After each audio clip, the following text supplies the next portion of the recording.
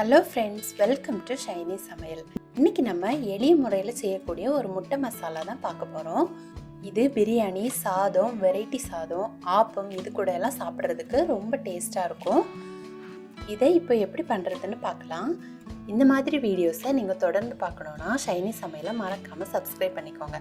அப்படியே பக்கத்தில் இருக்க பெல் பட்டனையும் கிளிக் பண்ணிக்கோங்க. அப்போ தான் நான் அடுத்தடுத்து போடுற வீடியோஸை நீங்கள் தவறாமல் பார்க்க முடியும்.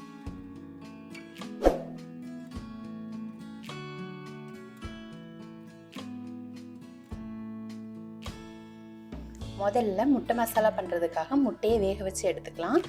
அதுக்காக நான் இன்றைக்கி 5 முட்டை எடுத்திருக்கேன். அதில் கொஞ்சம் உப்பு சேர்த்து 8 முதல் 10 நிமிஷம் வேக வச்சு எடுத்துக்கலாம். அப்போ கரெக்டாக இருக்கும். அடுத்து மசாலா பண்ணுறதுக்காக ஒரு கடாய் எடுத்து அதில் 1/2 டேபிள் ஸ்பூன் எண்ணெய் சேர்த்துக்கணும். எண்ணெய் சூடானதுக்கப்புறமா அதில் 1/2 டேபிள் ஸ்பூன் கடுகு, 1 டீஸ்பூன் ஜீரகம், 1/2 டீஸ்பூன் பெருஞ்சீரகம், 4 பெரிய வெங்காயத்தை இந்த மாதிரி நீல வாக்கில் கட் பண்ணி வச்சுருக்கேன். இதையும் சேர்த்துக்கலாம். இந்த மாதிரி நீல வாக்கில் கட் பண்ணி வைக்கும்போது அது பார்க்க நல்லாயிருக்கும். அதுக்காக நான் இந்த மாதிரி கட் பண்ணி வச்சுருக்கேன்.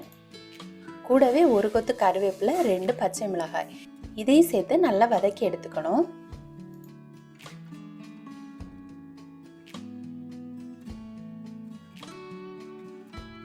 அடுத்து ஆனியன் வதங்குறதுக்கு தேவையான அளவு உப்பு சேர்த்துக்கணும். கூடவே 1 டீஸ்பூன் இஞ்சி பூண்டு விழுது சேர்த்துக்கணும்.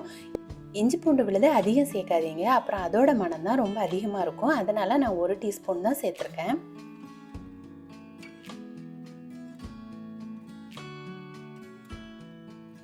இப்போ இந்த இஞ்சி பூண்டு விழுது ஆனியன் எல்லாம் நல்லா வதங்கின அப்புறமா கூடவே 1/2 டீஸ்பூன் மஞ்சள் பொடி, 1/2 டேபிள் ஸ்பூன் மல்லிப்பொடி, 1 டேபிள் ஸ்பூன் மிளகாய் பொடி சேர்த்து இதோட பச்சை வாசனை எல்லாம் போகிறது வரைக்கும் நல்லா வதக்கி எடுத்துக்கணும்.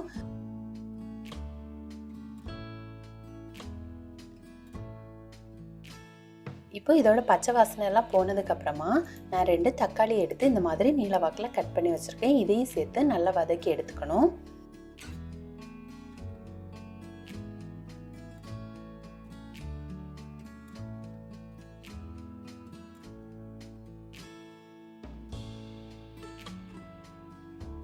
கூடவே 1/4 டீஸ்பூன் நல்ல மிளகு பொடியும் 1/2 டீஸ்பூன் கரம் மசாலா பொடியும் சேர்த்துக்கணும்.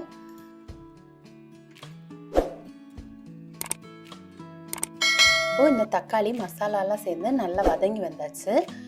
இப்போ இதில் கொஞ்சம் தண்ணி சேர்த்து இது எல்லாத்தையும் நல்லா வேக விட்டுடணும். இதை நம்ம கெட்டியாக எடுக்கிறதுனால நீங்கள் கம்மியாக தண்ணி சேர்த்துக்கோங்க. கூடவே இந்த மசாலாவுக்கு தேவையான உப்பும் சேர்த்து இதை நல்லா கொதிக்க விடணும்.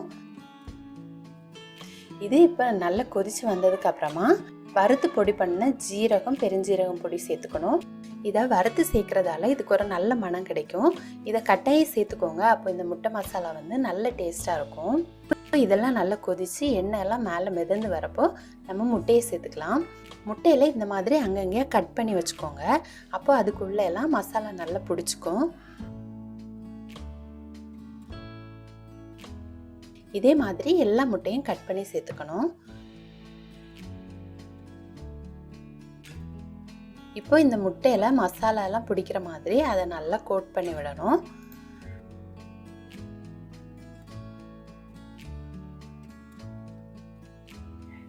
இப்போ எல்லாம் சேர்த்து கிளறி வச்சதுக்கு அப்புறமா மூடி போட்டு ஒரு 5 நிமிஷம் வேக விடுங்க. அப்போ அந்த முட்டையில மசாலாலாம் நல்லா பிடிச்சிருக்கும்.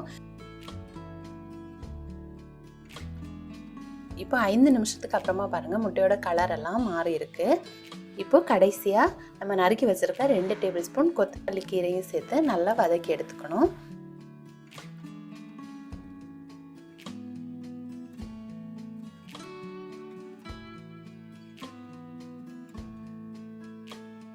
இப்போ பாருங்கள் நல்லா கெட்டியாகி சூப்பராக ரெடியாகி வந்திருக்கு நம்மளுடைய முட்டை மசாலா.